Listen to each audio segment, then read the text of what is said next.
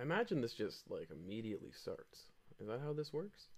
I'm not sure. All I know is like I'm 2010 and this thing is so 2008. Okay, yeah, no, it went up. That's great.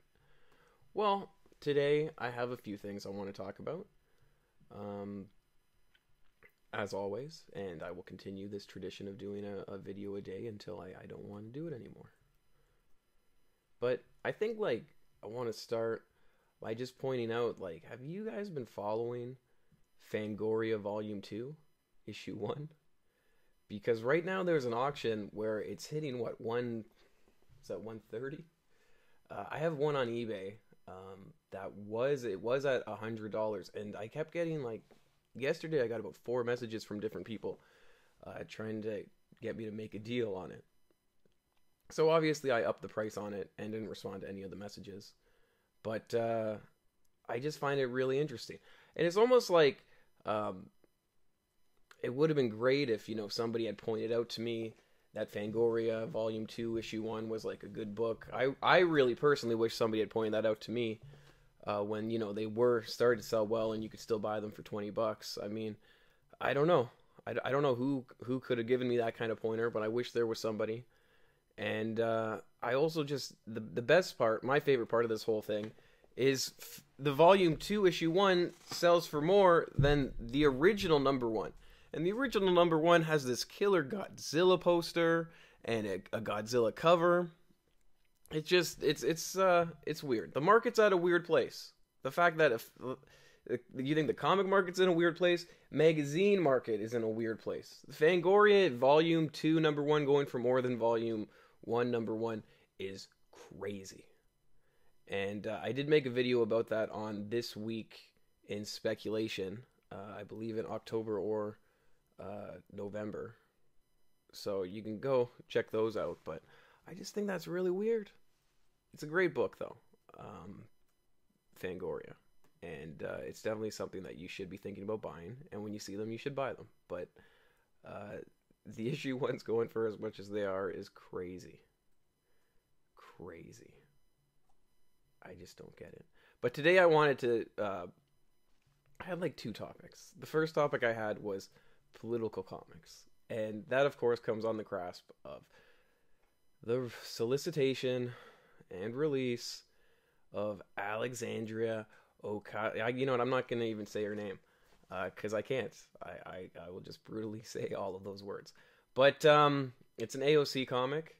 It's a parody book, so it's not authorized. It's from Devil's Due. I think it's interesting to note that Devil's Due has had issues with paying some of their creators in the past. They also published a few Barack Obama books. I'm not sure. This one's written by Tim Seeley. I know we mentioned him the other day. Definitely in a positive light, we mentioned him. So it's just interesting. But I think it's also worth mentioning that like this isn't a new thing. Political comics have always been around, and they've been around for a fairly long time. Not just Golden Age, but even in the Silver Age. In 1965, during that presidential election, two books came out from Dell. These two, Barry M. Goldwater and Lyndon B. Johnson, and they were both battling against each other. One of these guys was very much against civil rights and the Civil Rights Act of 1965. The other one was probably involved in killing Kennedy. I don't know. I haven't looked into it that much. All I know is he definitely became president because of it. Who knows? Was he in on it? Was he not in on it? Is somebody going to come murder me for saying that? I don't know. All these things are very possible. But it's worth mentioning, political comics isn't just this new modern comic era thing. And another thing that's very well worth mentioning is that somebody needs to do a spotlight on these Reagan Raiders comics.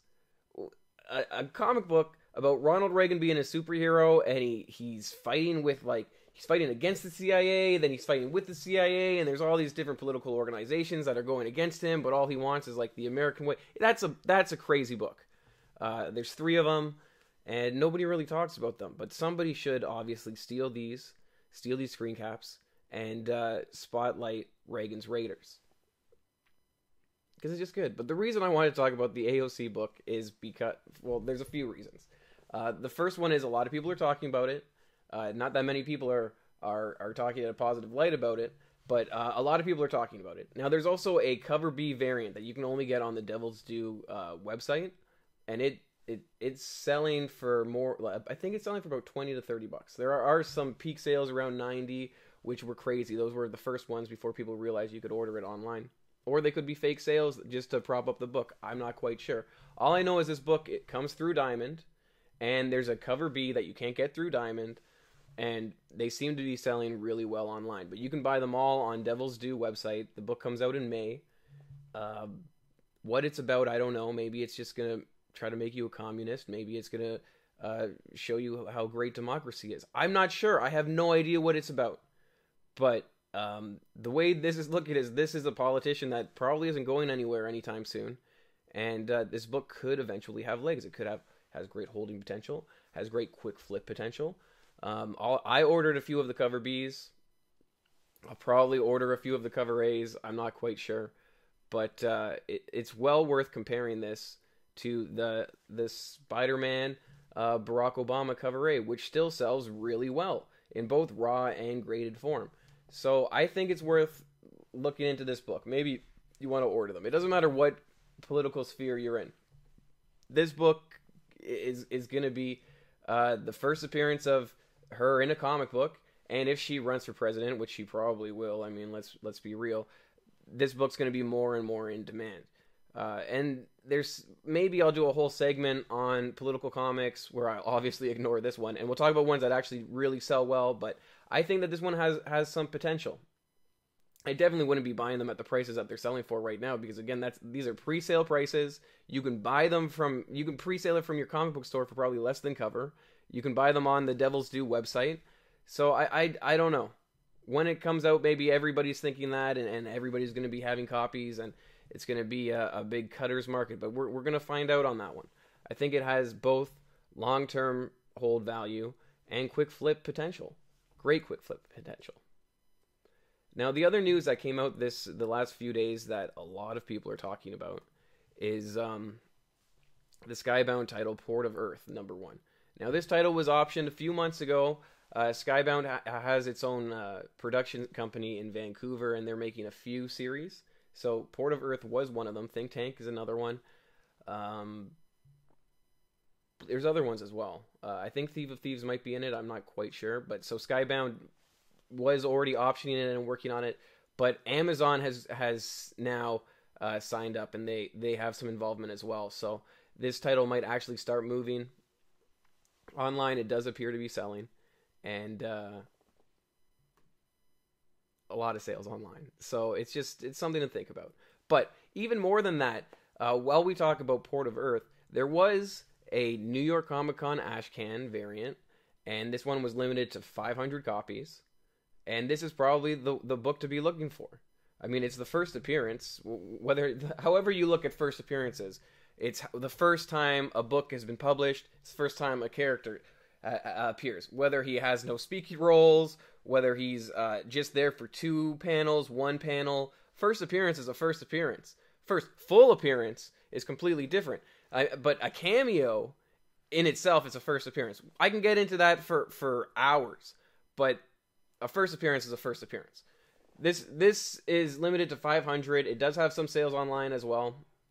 It does seem to be moving up, which I wouldn't expect that to stop anytime soon. But if you see it in the wild, it's definitely a book that to be thinking about and to think about grabbing. I personally don't have any copies of Port of Earth.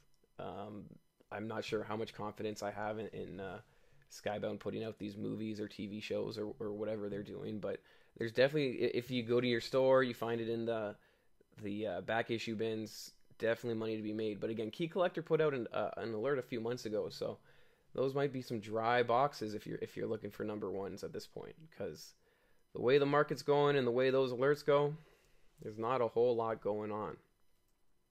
But yeah, I'm not sure if I really had anything else, honestly.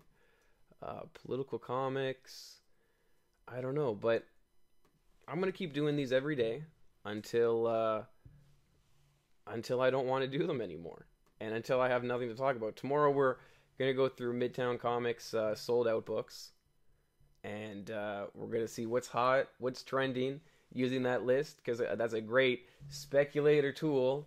But again, I just remind you that you can click over here and you can subscribe to the channel. You can also like the video, and then you can click up here and you can see all of these new Jimmy Rant videos that I'm putting together. Gonna be a fun time. So again, thanks again for tuning in, and remember to like and subscribe and to hit these two things that are right here. Okay, bye now.